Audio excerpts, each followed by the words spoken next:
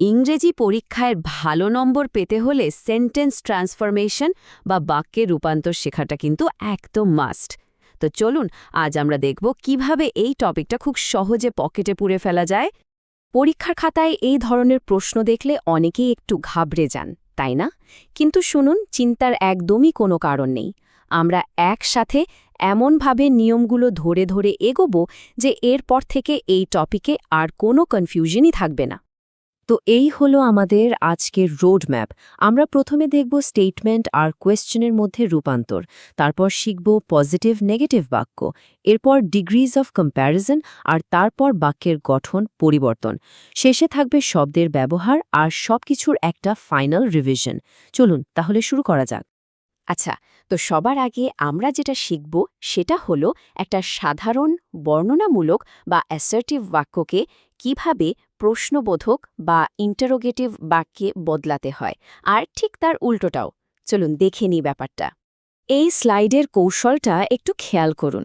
দেখুন, একটা না বোধক প্রশ্ন যেমন is he not a great fool কেমন করে একটা হ্যাঁ সূচক উত্তরে, মানে হি ইজ আ গ্রেট ফুলে বদলে যাচ্ছে। আবার এভরিওয়ান দিয়ে শুরু হওয়া বাক্যকে প্রশ্ন করতে গেলে প্রায়ই হু ডাজ নট ব্যবহার করতে হয়। এই প্যাটার্নগুলোই কিন্তু পরীক্ষাতে বারবার আসে। আচ্ছা, তাহলে প্রশ্ন আর স্টেটমেন্টের ব্যাপারটা তো বোঝা গেল। এবার চলুন আমাদের দ্বিতীয় ধাপে যাই। এখানে আমরা শিখব কিভাবে একটা বাক্যের আসল অর্থ এক রেখে তাকে হ্যাঁ সূচক বা অ্যাফার্মেটিভ থেকে না সূচক বা নেগেটিভ করতে হয়। এখানেই কিন্তু আসল মজাটা। মানে শুধু একটা নট বসিয়ে দিলেই তো হবে না, তাই না? অর্থটা একই রাখতে হবে। আর পরীক্ষকরা কিন্তু ঠিক এই জায়গাতেই একটা ফাঁদ পাতেন। তাই চলুন নিয়মটা একটু ভালো করে বুঝে নিই। এই স্লাইডটা কিন্তু খুব খুব গুরুত্বপূর্ণ। এখানে পরীক্ষকদের পছন্দের 3টে নিয়ম দেওয়া আছে। প্রথমটা হলো বিপরীত শব্দ ব্যবহার করা, যেমন অনেস্ট হয়ে যাচ্ছে নট ডিসঅনেস্ট। দ্বিতীয়টা ওনলি থাকলে তার জায়গায় নাথিং বাট বসানো। আর 3 নম্বরটা হলো অ্যাজ সুন অ্যাজকে নো সুনার দ্যান দিয়ে বদলে দেওয়া। এই 3টে নিয়ম কিন্তু একদম মনে রাখতেই হবে।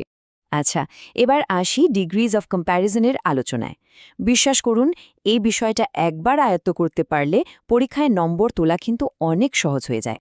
তো আসল কাজে যাওয়ার আগে চলুন এই 3টে ডিগ্রি একবার ঝালিয়ে নিই। পজিটিভ হলো একদম সাধারণ গুণ, যেমন বিগ। কম্প্যারেটিভ হলো যখন দুটোর মধ্যে তুলনা করা হয়, যেমন বিগার। আর সুপারলেটিভ হলো যখন অনেকের মধ্যে সেরা বোঝানো হয়, যেমন বিগেস্ট। এখানে একটা মজার প্যাটার্ন খেয়াল করুন তো।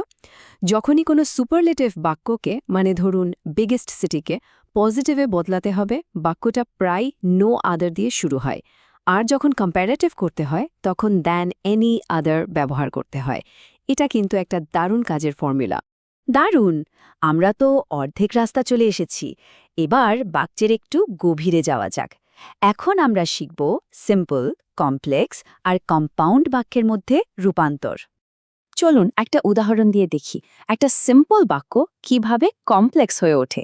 হি কনফেসড হিজ ক্রাইম। এই বাক্যে একটাই সহজ ধারণা, কিন্তু দেখুন যেই আমরা দ্যাট যোগ করে আরেকটা অংশ জুড়ে দিলাম, মূল ধারণাটা আরও পরিষ্কার হলো আর বাক্যটা হয়ে গেল কমপ্লেক্স। আর কম্পাউন্ড বাক্য তো আরও সোজা।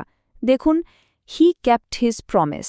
এই একটা সহজ ধারণাকে আমরা ভেঙে দুটো স্বাধীন অংশে ভাগ করে দিলাম আর মাঝে শুধু একটা অ্যান্ড দিয়ে জুড়ে দিলাম। ব্যাস, হয়ে গেল কম্পাউন্ড সেন্টেন্স। এই অংশটা কিন্তু বেশ মজার। এখানে আমরা দেখব কিভাবে একটা শব্দের রূপ, মানে পার্টস অফ স্পিচ বদলে দিয়ে ধরুন একটা ভার্বকে নাউন বানিয়ে পুরো বাক্যের চেহারাটাই পাল্টে দেয়া যায়। এই উদাহরণগুলো একটু ভালো করে দেখুন তো। আই এম প্রাউড কিভাবে আই টেক প্রাইডে বদলে যাচ্ছে, খেয়াল করেছেন? শুধু একটা শব্দ বদলানোর জন্য পুরো বাক্যটাকেই নতুন করে সাজাতে হচ্ছে। এটাই হলো অ্যাডভান্সড গ্রামারের আসল মজা। আমরা প্রায় শেষের দিকে চলে এসেছি। এতক্ষণ ধরে যা যা শিখলাম, চলুন তার থেকে সবচেয়ে জরুরি নিয়মগুলো পরীক্ষার জন্য একবার ঝটপট দেখে নেই। তাহলে আসল কথাটা কি? এই স্লাইডটা হলো পরীক্ষার জন্য ফাইনাল চিট শিট। এই 4টে মূল প্যাটার্ন যদি মাথায় গেঁথে নিতে পারেন, তাহলে দেখবেন পরীক্ষার বেশিরভাগ ট্রান্সফরমেশনের উত্তর দেয়া আপনার জন্য অনেক সহজ হয়ে গেছে। সবশেষে একটা কথা মনে রাখবেন, এই নিয়মগুলো আয়ত্ত করা শুধু পরীক্ষার নম্বরের জন্য নয়, এগুলো আসলে নিজের ভাবনাকে আরও পরিষ্কার আর জোরালোভাবে প্রকাশ করার হাতিয়ার।